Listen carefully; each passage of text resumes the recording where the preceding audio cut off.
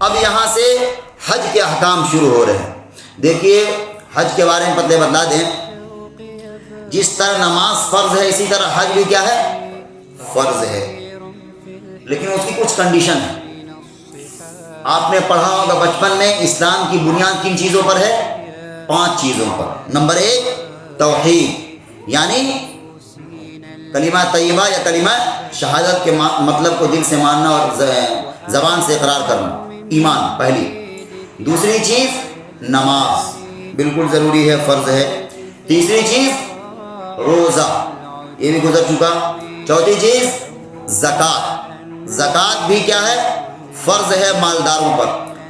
ایمان تو لایا سب کوئی، نماز سب پر فرض ہو گیا، روزہ بھی سب پر فرض ہو گیا جو بیمار نہیں ہے، مریض نہیں ہے، بالغ ہے.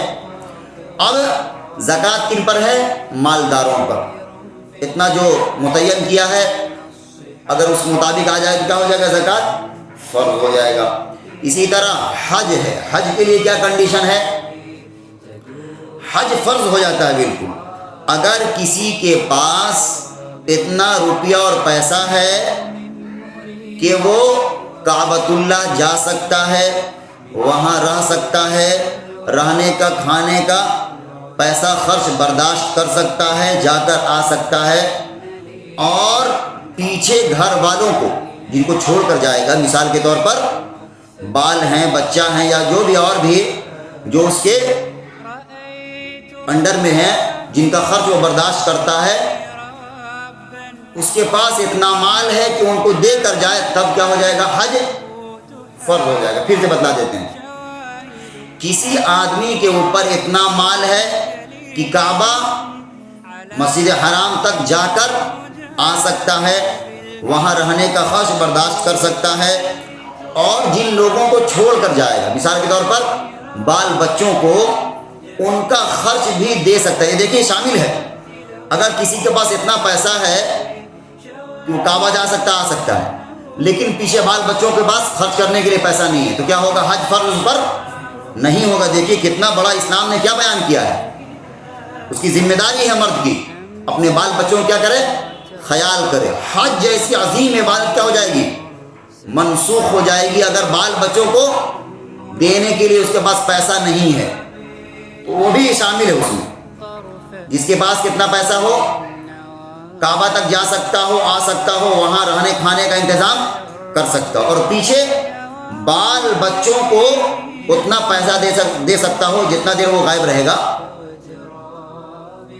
تب ایسے آدمی پر کیا ہو جائے گا؟ حج فرض ہو جائے گا.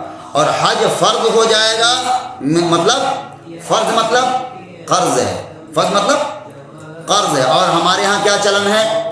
جب سارا کام کر لیں گے، بوڑھا ہو جائیں گے، ہر چیز سے جب فارغ ہو جائیں گے اور بالکل مرنے کے قریب ہو جائیں گے، تب حج کا پلان بنائیں گے. ہندوستان اور پاکستان کے ساتھ یہی ہے. ہندوستانی پاکستانی لوگوں کے ساتھ یہی مسئلہ ہے. سارا کام کر کے سب کچھ بچا کے جب سارا چیز ہو جائے گا، تب کیا ہو جائے گا؟ حج کے لیے چلیں گے.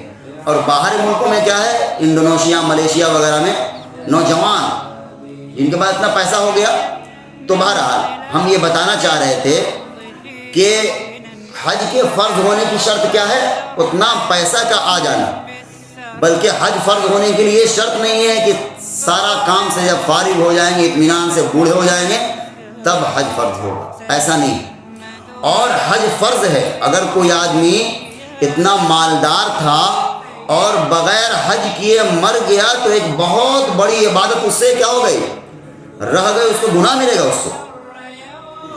اس کے ذمے ہے کہ وہ مرتے مرتے کیا کرے؟ حج بدل کرنے کا وصیت کر جائے. اس کے اوپر ضروری ہے. مثال کے طور پر ایک آدمی بہت مالدار ہے، اب اس کو زندگی میں حج کرنے کا موقع نہیں ملا. پیسہ تو اس کے پاس تھا اور حج فرض ہو گیا تھا، لیکن اب کیا ہو گیا؟ جب موقع ملا تو زندگی میں موقع نہیں دیا، موت قریب آ گئی. اب اس کے ذمے ہے کیا؟ یہ وصیت کرنا کہ میرے مال سے حج کروا دینا کسی کو حج بدل. تب کہیں جا کر اس کو چھٹکارا ملے گا. ورنہ کیا ہے؟ ایک فرض بالکل چھوٹ رہا ہے.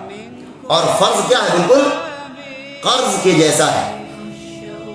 ہمارے یہاں بے احتیاطی ہوتی ہے، اس وجہ سے ہم نے یہ چیز کو کیا کر دیا؟ ذکر کر دیا۔ بہرحال جن پر حج فرض ہے تو فرض ہے، جس طرح نماز فرض ہے اس طرح کیا ہے، حج فرض ہو گیا۔